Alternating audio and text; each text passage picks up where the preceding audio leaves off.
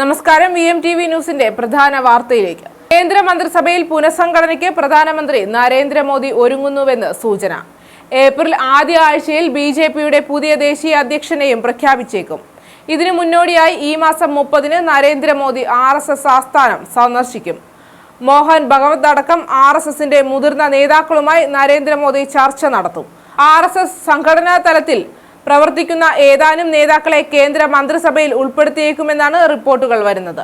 May മാസമോ June ആദ്യവാരമോ മന്ത്രിസഭാ പുനഃസംഘടന ഉണ്ടായേക്കും. അതോടൊപ്പം പുതിയ BJP ദേശീയ അധ്യക്ഷന്റെ കാര്യത്തിൽ RSSന്റെ അഭിപ്രായം തേടുക, RSSന്റെ അനുഗ്രഹവും പിന്തുണയും ഉറപ്പാക്കുക എന്നീ ലക്ഷ്യങ്ങളും മോദിയുടെ സന്ദർശനത്തിന് പിന്നിലുണ്ട്. 2024 ലോക്സഭാ തിരഞ്ഞെടുപ്പ് വിജയത്തിന് ശേഷം ഇതാദ്യമായിട്ടാണ് പ്രധാനമന്ത്രി നാഗ്പൂരിൽ RSS ആസ്ഥാനം സന്ദർശിക്കുന്നത്. നരേന്ദ്രമോദിയുടെ സന്ദർശനത്തിന്റെ വിശദാംശങ്ങൾ പ്രധാനമന്ത്രിയുടെ ഓഫീസ് ഉടൻ പുറത്തുവിട്ടേക്കും. റഷ്യൻ ബാഗിലെ സ്മൃതി ഭവനിലെത്തി ഹെഡ്ഗേവാറിന് ആദരമർപ്പിക്കുന്ന നരേന്ദ്രമോദി ബുദ്ധകേന്ദ്രമായ ദീക്ഷാഭൂമിയും സന്ദർശിക്കും. സ്വകാര്യ നേത്രരോഗ ആശുപത്രിയുടെ ശിലാസ്ഥാപന ചടങ്ങിൽ RSS മേധാവി മോഹൻ ഭഗവതിനൊപ്പം പ്രധാനമന്ത്രി നരേന്ദ്രമോദിയും പങ്കെടുക്കുമെന്നും റിപ്പോർട്ടുകൾ വരുന്നുണ്ട്. RSS പാരമ്പര്യവുമായുള്ള ബന്ധം ഒരു പദവിയാണെന്ന് നരേന്ദ്രമോദി അഭിപ്രായപ്പെട്ടിരുന്നു. തന്റെ ജീവിതത്തിന് ഒരു ലക്ഷ്യം നൽകിയതും നിസ്വാർത്ഥ സേവനത്തിന്റെ മൂല്യങ്ങൾ വളർത്തിയതും RSS ആണെന്ന് മോദി US പോഡ്കാസ്റ്റർ ലെക്സ് ഫ്രിഡ്മാനുമായുള്ള സംഭാഷണത്തിൽ അഭിപ്രായപ്പെട്ടിരുന്നു. തന്റെ ജീവിതത്തിന് ഒരു ലക്ഷ്യം നൽകിയതും നിസ്വാർത്ഥ സേവനത്തിന്റെ മൂല്യങ്ങൾ വളർത്തിയതും RSS ആണെന്ന് മോദി വ്യക്തമാക്കിയിരുന്നു. RSSൽ നിന്ന് ജീവിത മൂല്യങ്ങൾ പഠിച്ചത് ഭാഗ്യമാണ്. നിസ്വാർത്ഥമായ സാമൂഹ്യ സേവനം മാർഗമാക്കിയ മറ്റൊരു പ്രസ്ഥാനവുമില്ല. RSSന്റെ പ്രവർത്തനം പഠിച്ചാലേ അതിന്റെ മഹത്വം മനസ്സിലാക്കാനാവൂ എന്ന് നരേന്ദ്രമോദി വ്യക്തമാക്കി. രാജ്യത്ത് വിദ്യാഭ്യാസത്തിലും ആരോഗ്യരംഗത്തും സംഘം വലിയ സംഭാവനകളാണ് നൽകിയത്. ഇടതുപക്ഷ തൊഴിലാളി യൂണിയൻ ലോകത്തിലെ തൊഴിലാളികളെ ഒന്നിക്കൂ എന്ന് പറയുന്നു.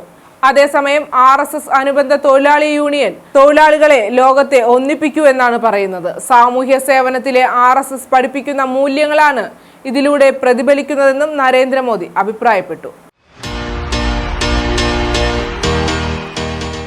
ദന്തരോഗ പരിചരണ രംഗത്ത് മികച്ച പരിചരണം നൽകുന്ന doctor Roshna's smiles and glow multi speciality dental clinic പ്രവർത്തനം ആരംഭിച്ചു.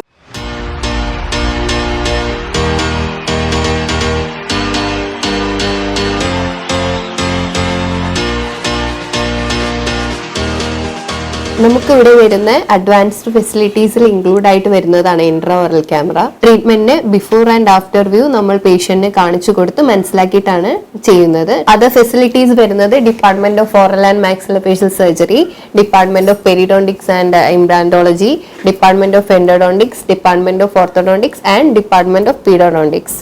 സെക്രട്ടേറിയറ്റിന് പിൻവശം ഗവൺമെന്റ് പ്രസ് റോഡിൽ പ്രവർത്തിക്കുന്ന സ്ഥാപനത്തിൽ ഉദ്ഘാടനത്തിന്റെ ഭാഗമായി ഫെബ്രുവരി, മാർച്ച് മാസങ്ങളിൽ കൺസൾട്ടേഷൻ സൗജന്യമായിരിക്കും. രാവിലെ 9:30 മുതൽ രാത്രി 8 മണിവരെയാണ് പരിശോധനാ സമയം.